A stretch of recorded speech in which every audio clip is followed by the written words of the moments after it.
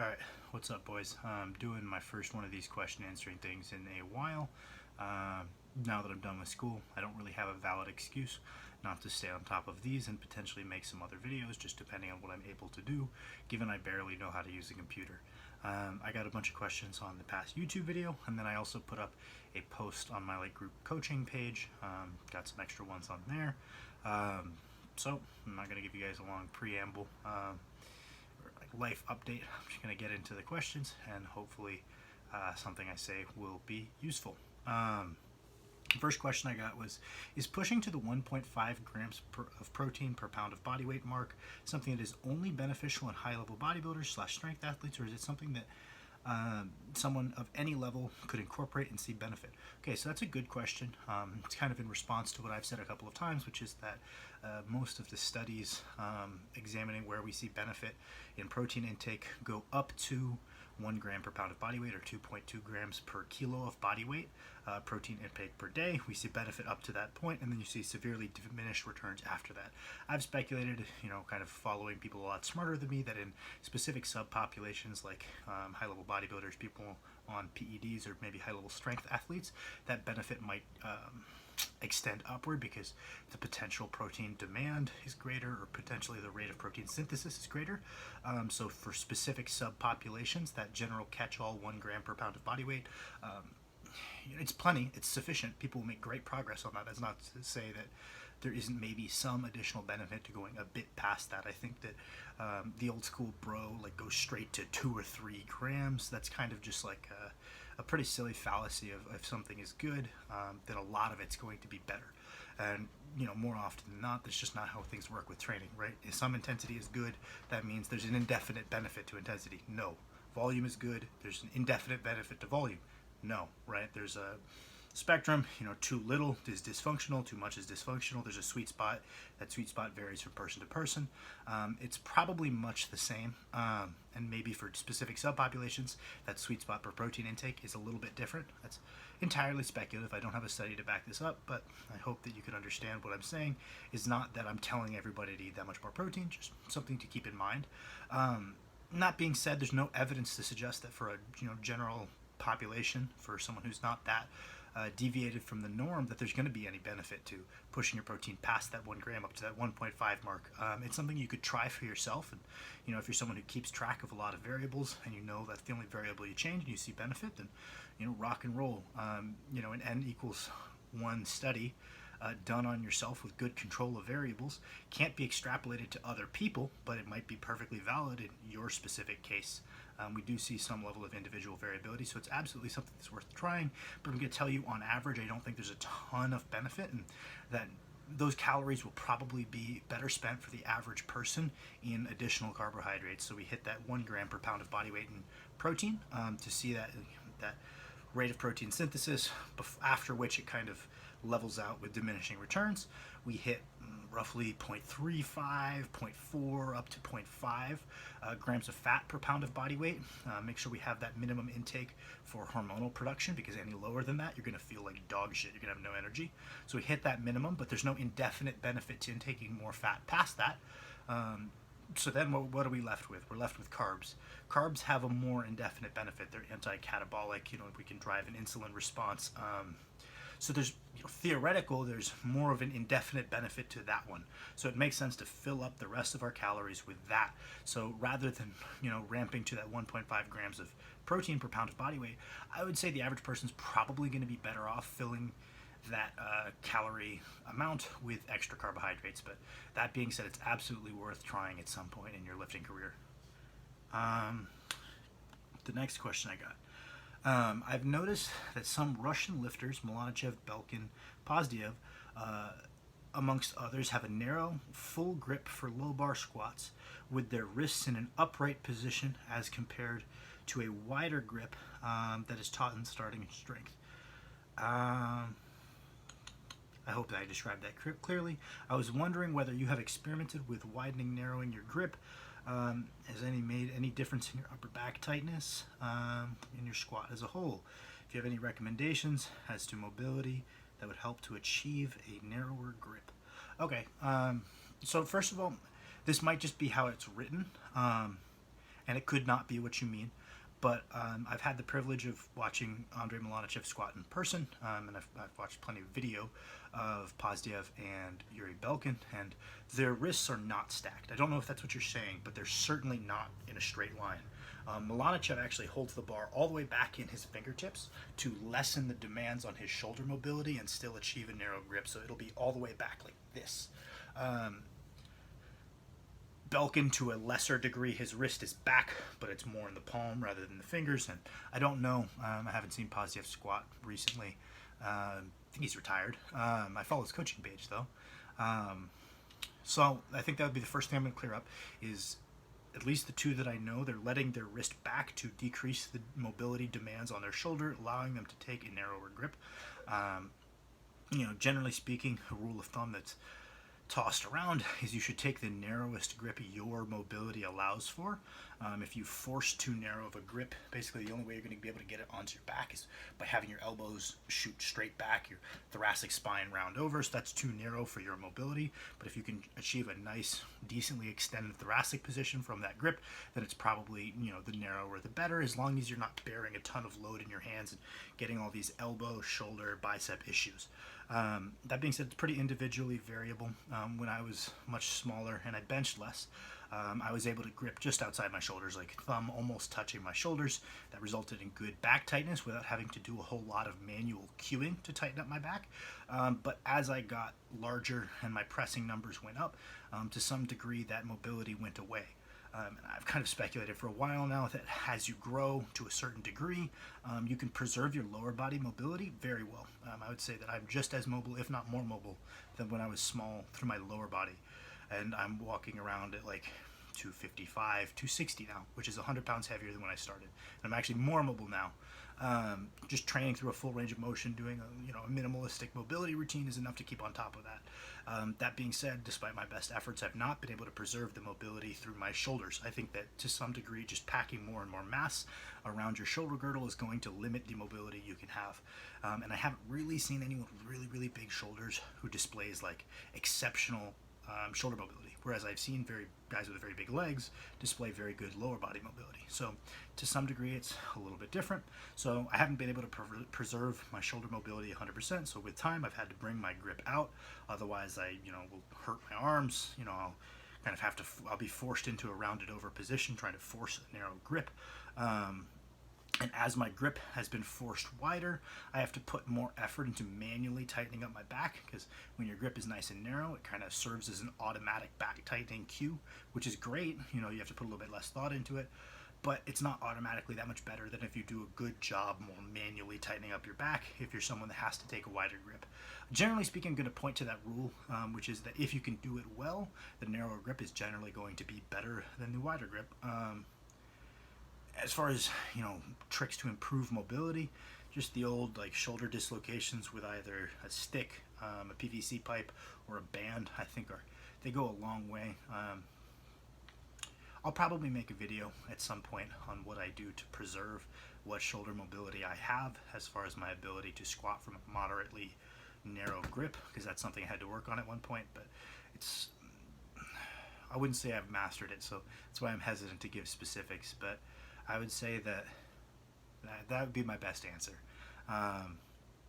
The reason that most of the Russian guys take a narrower grip is because Russian powerlifting, so far as I can tell, is pretty heavily influenced by the Soviet weightlifting system, both in their high specificity approach and also these general more like universal cueing. So when I went to the Milanichev seminar, basically he wanted everybody to squat in the same general way. It's not this more American, everybody's built different, everybody's squat is going to look a little bit different. As far as he was concerned, there is a right way to squat and there's a wrong way to squat. You should be reasonably upright, you should take the narrowest grip you're able to take, you should X, Y, and Z. It's pretty universal. I would say it's to some degree the influence of squatting and weightlifting having some core principles that need to be adhered to for it to be beneficial. Maybe that's bled into powerlifting, but it seems to be that the cueing is a little bit more universal, and you see that kind of in the overlap of the techniques of those three guys you mentioned is all pretty similar. And the narrow grip kind of falls into that same category. You don't see a ton of, especially guys who've been doing it for a while from Russia taking more wide grips. speaking wide generalities, right? That's kind of dumb. It's a whole country. I'm sure there's plenty of people squatting with a wide grip, but that's kind of been my observation of high level lifters, at least from when I was getting into it. Maybe there's a new crop of people I'm unaware of that are, kind of more flexible in their form. Maybe they don't need to be. That's my best shot at an answer, though. The next question I got was, I'm experimenting with creating my own program, and I've noticed that AMRAP on bench on the last set seems to be good as far as auto regulation and a good training stimulus.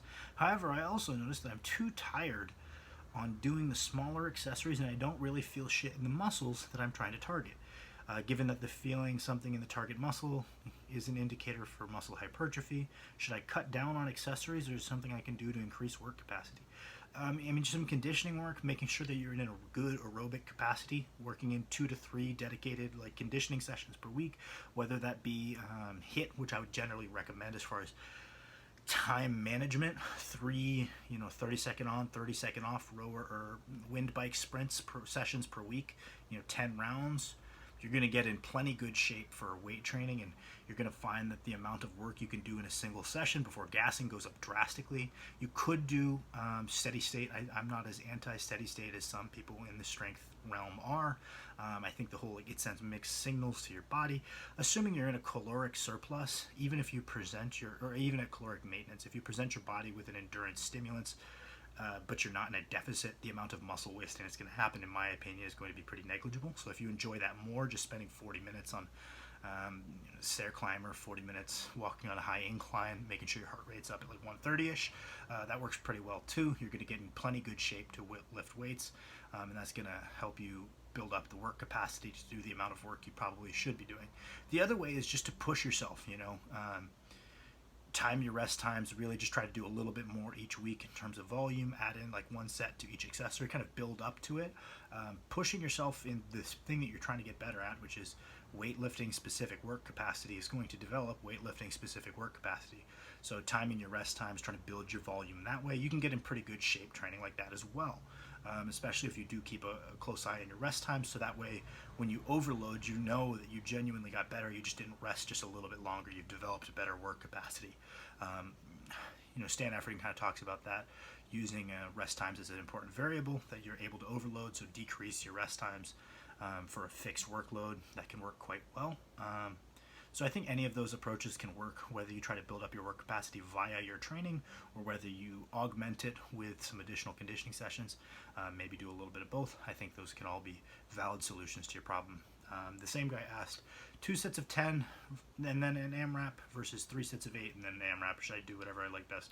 As far as stimulus goes, assuming the RPE is pretty similar, a set of 8 and a set of 10 are almost the exact same thing. They're going to do very similar things. They're going to drive very similar adaptations.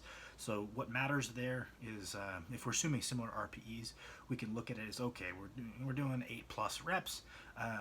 2 sets within a reasonable proximity of failure is less than 3 sets within a reasonable proximity of failure, and that's how you can kind of break it up. Is not necessarily which one's better. It's, okay, how many sets am I taking within a reasonable proximity of failure? And I tally that up per session, I tally that up per week, and I tailor from there. If I'm like, oh, I can't recover from this, I'll dial it back either per session or per week. Or if I'm like, I'm probably could handle more and I'm not near my maximum recoverable volume, I'll ramp up the number of sets I'm doing in a given rep range within a reasonable proximity of failure. So in a hypertrophy phase, we're just going to say we're doing 6+ reps. You can tally up the number of 6+ rep difficult sets you're doing per week and try to top that out. And then in a strength phase, let's just be really general, 3 to 6 reps, right? How many sets of 3 to 6 reps are we hitting within a reasonable proximity of failure to where it's heavy enough and difficult enough that it's actually going to drive some adaptation? How many are we doing per week? Fiddle with it, okay, so I do 15 sets in my hypertrophy phase in the rough hypertrophy range, right? But you're like, okay, when it gets a little heavier and I'm pushing into a strength phase, I can't quite handle 15 sets. I can handle 12 strength sets per week. So, okay, I know next time I do a strength block, I'm going to handle roughly 12 strength-oriented work sets per week. And kind of tailor it in that regard. There's nothing magical about 2 sets of 10 or 3 sets of 8. They're just sets, and if they're in a reasonable proximity of failure, they're going to be doing just about the exact same thing. So I wouldn't worry about that, and kind of answering your own question. at that point, it kind of comes down to what you enjoy more, what you can do higher quality work on. Some people find that if they try to squat for sets of 10, the quality of the reps really goes down because they're just trying to get the set done. So, doing their hypertrophy work down in like the 6 to 8 range is a little bit better because they can ensure higher quality of reps. Other people find that that's low enough reps that they're having to use a reasonable amount of load in a hypertrophy phase, and it really is banging them up. So maybe we increase the reps so that we can hit those like close to failure sets with a little bit less weight. They get less banged up in that regard. So at that point, it is pretty individually variable. And then the questions from the Instagram post. Start vlogging with high quality video. You'll blow up. You're strong, Will. Well, thank you. I do my best. Not a big vlogging guy. I like these question answering ones. I'll try to figure out some other ones I like to make. As far as the high quality video, that sounds expensive. I'm poor. Once I am not poor, sure. Yeah, I don't know. I'm lazy. I don't know how to use a computer, and I don't have money for a nice camera. So those are my current barriers to entry. But I'll get on it. You should make a video on hydration. Yeah, sure, I will at some point. The problem with that is every time I make a single topic video, no one seems to watch it, and that's totally okay. Didn't really hurt my feelings. But that being said, feels silly spending time making something, prepping for a video, because I don't prep for these. I just read the questions ahead of time, make sure I have a good idea of a smart answer, and make sure it's not something I'm unfamiliar with. And if I'm unfamiliar, I'll go do research. But I don't really write out anything ahead of time, whereas in my single topic videos, I do some research, I write out talking points. They're a lot more work, and I think they're a lot higher quality videos, but no one watches them, so I've just decided to stop making those. But at some point I can do the hydration one. Basically, the reason she's asking that is because I kind of pointed out recently that you can standardize your water intake, but that doesn't mean your hydration status is going to be all that good, because if you intake a ton of water and you don't intake proportional electrolytes and carbohydrates to retain that water, you're actually hurting yourself, not helping yourself, right? You need to retain water to improve hydration status. And if you're intaking a bunch of water without electrolytes, you're diluting the limited amount of electrolytes you have in your system. If it's going straight through you, that's not improving your hydration. So ramping up your potassium, your salt, your magnesium intake alongside your water, spacing that throughout the day, intaking a sodium intake that's appropriate for an athlete, not just for general populations who are sedentary, because sweat rate definitely changes the amount you should be intaking. Drastically increases if you're someone who is exercising on a daily basis. Making sure that you are responsible about looking through your day and you're like, hey, am I getting anywhere near 5 grams or 4.7 grams of potassium through the day? Trying to source that throughout the day. The problem with potassium is that you need so much of it. 4.7 is quite a bit for something that's kind of, you can't supplement very easily. It's not like salt where you can just salt your meals. Weigh it out, just put it on there. As long as you eat it, you're good. Potassium, not so much. That would hurt your stomach more than likely. So you have to say, okay, I'm intaking fruit. I'm intaking potatoes is a good one. Coconut water is a good one. Yogurt's a good one. Space that through the day, tally it up, make sure you're getting close to 5 grams. Will go a long way for your actual hydration status, not just saying, oh, I drink a gallon of water a day. That's only a part of the equation, right? That's why she asked, and I could make a more in-depth one at some point.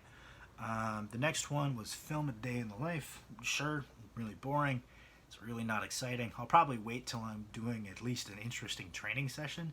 Right now I'm in a hypertrophy phase, and as everybody points out on my Instagram, I do pretty high reps at the very beginning just to build some conditioning, as well as I know that I'm getting hypertrophy stimulus out of a set of 15, because we know that we're going to see a pretty similar hypertrophy stimulus from anything over 5 or 6 reps, as long as the proximity to failure is there. So I can grow from a set of 15 and also get in decent shape, so that way when I push it to heavy sets of 8 and 10, I know that my aerobic capacity won't limit me. Also lets me use some more moderate weights, let any nagging injuries I had from the previous peaking block go away. But right now that means training is very, very boring. I wouldn't want to walk you through, okay, I go to bed, I eat all this food, I drink all this water, I take in all these electrolytes, go to the gym, do something fucking boring. Hopefully I'll at least have an interesting day to do that on, but I can do that at some point. For warning, I have the personality of a cardboard box, so if that factors into your enjoyment, be forewarned. And then the next one is, what's the difference between icing and using heat for injuries or tendonitis? Are either of them effective?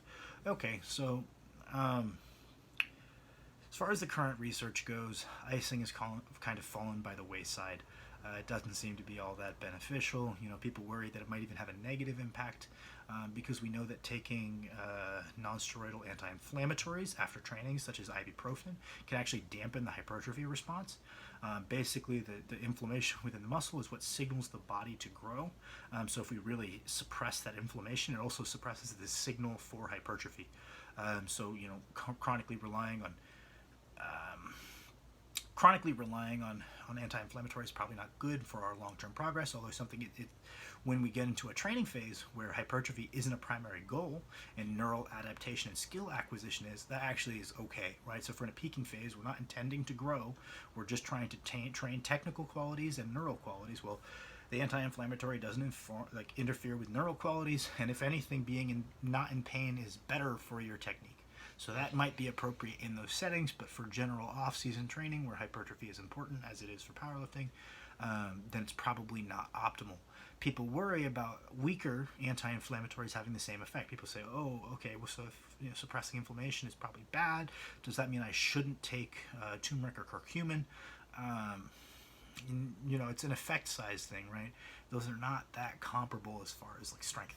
So I wouldn't worry too much about these weaker anti-inflammatories. So people are like, oh, cold will suppress your hypertrophy response. On paper, sure. I don't know if I believe it's a big enough suppression of inflammation to have any measurable difference on hypertrophy outcomes, and I haven't seen any studies to indicate past the theory that it is. That being said, it's probably not best practice because it might have a little negative impact on your hypertrophy.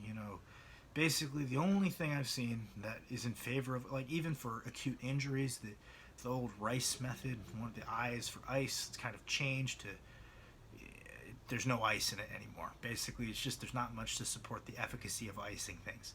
The only time I saw one study indicating it's helpful is maybe an ice bath is helpful in a return to play scenario. So if you are playing in a basketball tournament and you're sore as shit after the first day and you have to play again tomorrow, an ice bath might be appropriate for returning to play, but it's not necessarily good for adaptation for training. In a training scenario, I don't really think there's a time and a place for it, other than maybe if it just makes you feel better, because I know some people really like the effects mentally that an ice bath has, but physically in a training scenario where we're looking for adaptation, not just return to play. So if you're a strongman, you're doing a 2-day show, maybe an ice bath between the 2 days has a place in a return to play scenario, but in a training scenario, not really.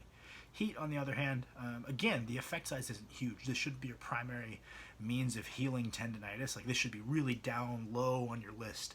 It should be addressed first and foremost in your sleep, in your recovery, and in your programming. Programming more so than everything else. Load selection is king, especially when it comes to tendinitis, tendinopathy type stuff.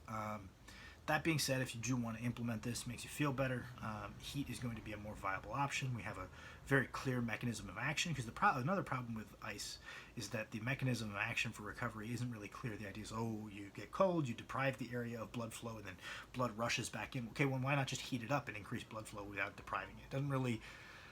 There isn't even an agreed upon mechanism of action, whereas with heat there is.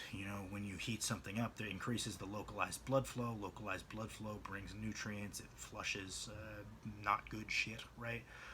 There's definitely a better argument for heat having a positive impact on recovery, and it doesn't have a negative impact on adaptation.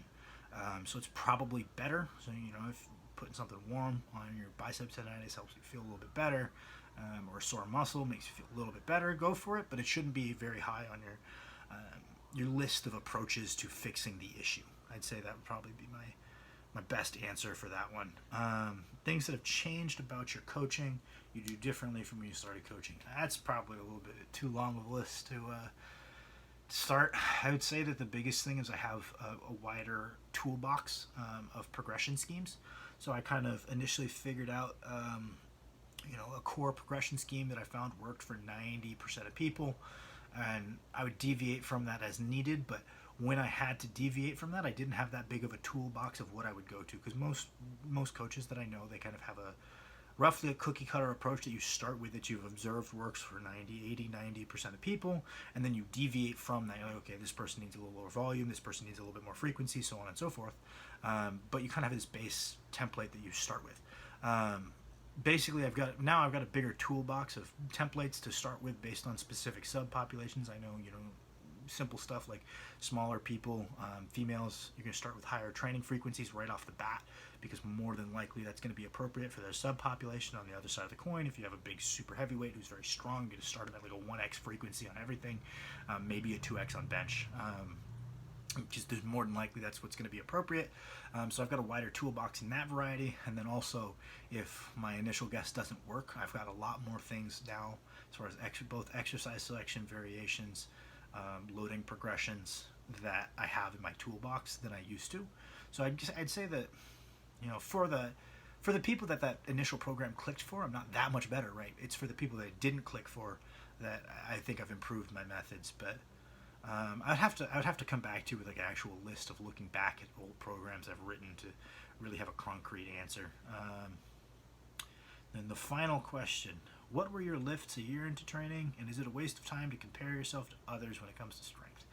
I have no fucking clue. I don't even know when I started lifting, really. I don't know how everyone has this concrete, like, oh, it's been 5 years since I started. Do you write down when you? I have no idea. I don't have a fucking clue. I've kind of got a general idea of in high school, maybe 15, maybe 16, maybe 17. I don't really know. I didn't really write it down, and I didn't really film stuff until I was a little stronger, so I have no idea when I first started, because I was like, these weights are embarrassing. I certainly don't want to document it. So I don't know. It's probably decent. I clearly have good genetics. I'm not delusional. I'm not going to tell you I've got average genetics. My brother is plenty of proof of that. But that being said, I'm glad you asked the question. Yeah, it's completely fucking useless.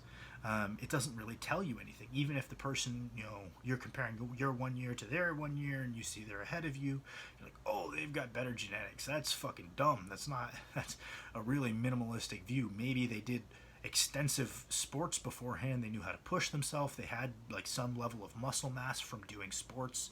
They started ahead of you. That doesn't speak to their genetics. It speaks to what they did ahead of time, right? So maybe my lifts were probably pretty good. I know I benched 315 in less than a year for sure.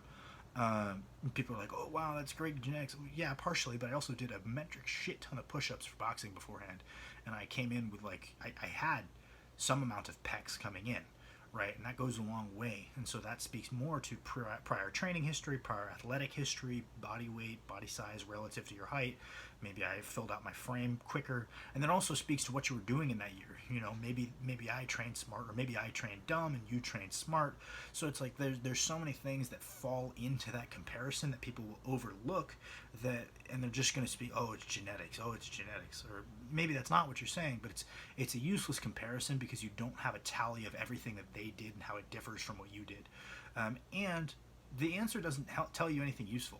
It doesn't tell you what to do. It just tells you where you're at, which isn't useful. You should be focused on your own rate of progression, right? Instead of focusing on where people are at your point, you should be like, okay, well, am I progressing well? Okay, I'm going to keep going.